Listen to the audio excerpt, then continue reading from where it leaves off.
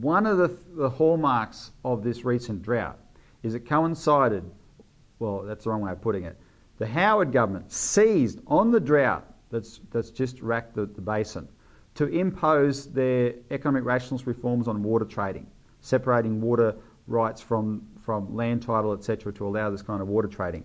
And the use of water by irrigators in the basin was systematically shut down. So a huge amount of water that if the water trading hadn't been in place would have been used, wasn't used. Now what happens to the water when it is used? Well, it gets put on crops on the ground, and where does it go?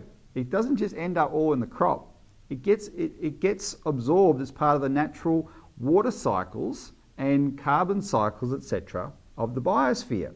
And water that evaporates, everyone is up, you get a lot of panic when irrigation schemes are discussed about evaporation.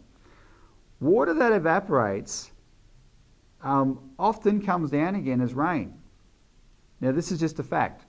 You can read background material from this from the related to the NWAPA project that the youth movement in the United States, the Basement Project, have done. Water that evaporates from the ocean and is rained on land tends to evaporate and be rained down again 2.7 times before it goes back into the ocean.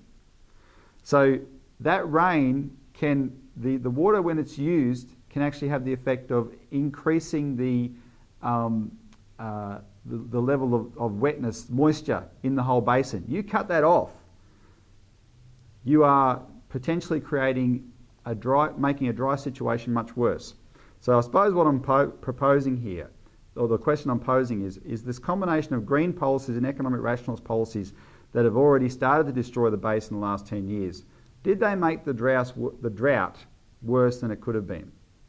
And with that in mind, we need to consider a whole new approach to how the biosphere that Australia is part of is engineered in the benefit of everyone as a whole.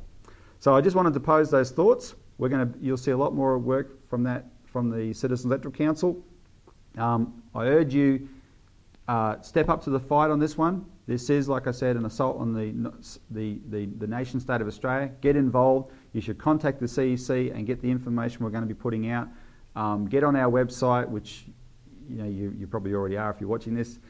Get other people to watch it. Call the office if you want more information on 1800 636 432.